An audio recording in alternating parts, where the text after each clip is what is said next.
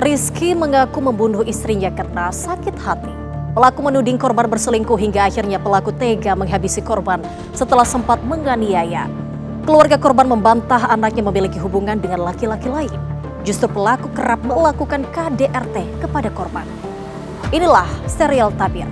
Bidan dibunuh suami, suami sakit hati, istri dihabisi.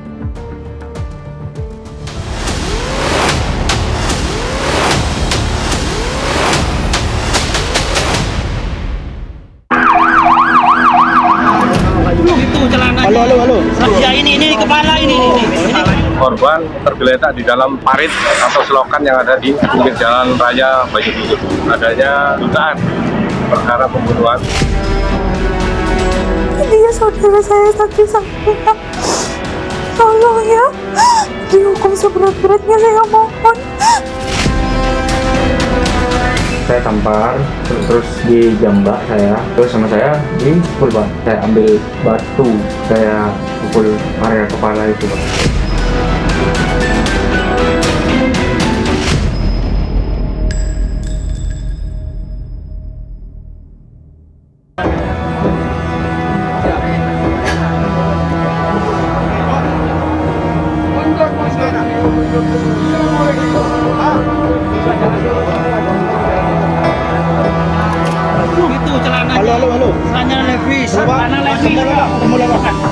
Terungkap sudah, pelaku pembunuhan Devi, seorang bidan yang jasadnya ditemukan dalam parit, ternyata adalah Rizky, suaminya sendiri.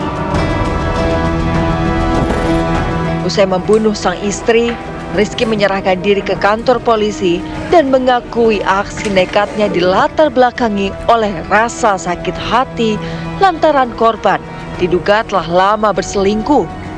Saya sudah bertahan semenjak 2022 ketahuan selingkuh itu sudah sering kali terjadi, lebih dari 10 kali.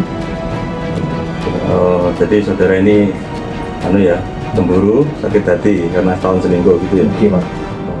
Terus dengan cara bagaimana saudara membunuh istri?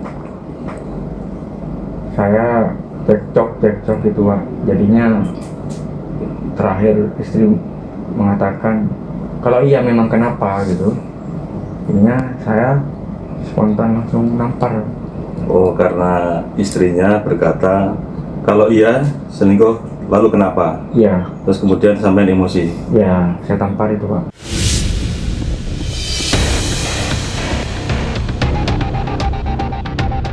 Di hadapan penyidik, Rizky menceritakan rangkaian aksi keji yang terjadi setelah pertengkaran di antara keduanya.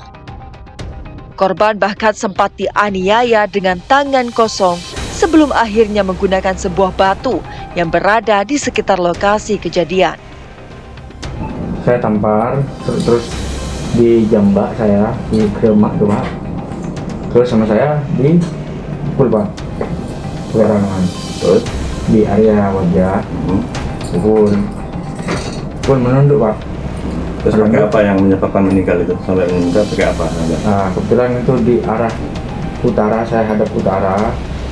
2 langkah saya ambil batu kecil bulat. Saya ambil itu, Pak. Saya Pukulkan ke arah mana? area kepala itu, Pak. Oh gitu ya. Kenapa saudara kemudian menyerahkan diri ke Polda Jawa Timur?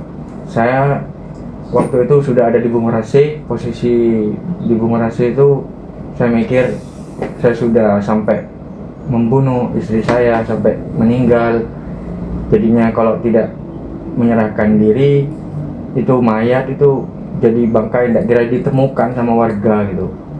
Lama sekali mau ditemukan itu karena posisinya di selokan itu.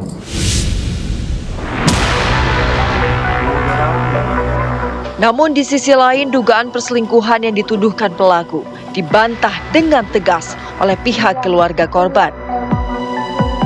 Adik korban justru menceritakan bahwa selama berumah tangga dengan pelaku, sang kakak kerap diperlakukan tidak baik dan menjadi korban KDRT. Kalau dari suami ya emang gimana ya, termasuk ke orang refleks saya sadar karena cara ngomongnya ke mbak saya itu selalu ngebentak gitu. Cuman mbak saya kenapa sabar banget. Mbak saya sering dipukulin, dia diem kan, di KDRT dia diem, nggak pernah cerita sedikit pun. Jauh sebelum tewasnya Devi, pihak keluarga juga sempat mengetahui adanya persoalan lain dalam rumah tangga keduanya. Pelaku bahkan diduga kerap menjual barang berharga hingga mas kawin milik korban secara diam-diam. Waktu itu kata mama saya itu nelpon gitu, bilang kalau ini Rizky gila gitu katanya. Mungkin entah mbak saya disiksa atau dipukulin, saya juga nggak tahu. Nah alhasil langsung dijemput sama ayah gitu, dijemput dibawa pulang dan ternyata ditanyain emas segala perhiasan yang dari ayah saya itu dijual semuanya. Bahkan nggak tersisa, bahkan sama mas kawin pun itu dijual.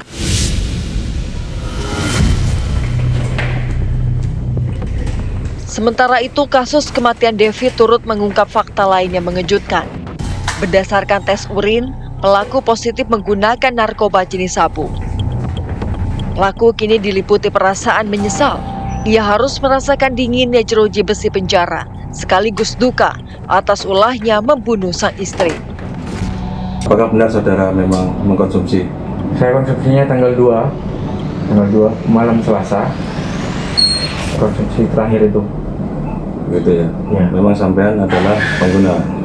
Ya, bukan pengguna, kalau pengen aja, kalau kepengen aja. Apa yang saudara rasakan saat ini?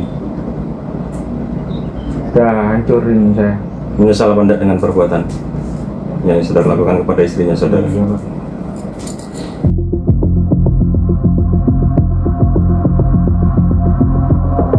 Tragedi yang menimpa Devi menjadi pengingat bahwa persoalan dalam rumah tangga yang terus dipendam dan berlarut-larut dapat berkembang menjadi konflik yang jauh lebih besar. Ketika kemarahan, kecurigaan, dan kekerasan mengambil alih, dampaknya tak hanya menghancurkan satu hubungan, namun juga dapat merenggut nyawa seseorang.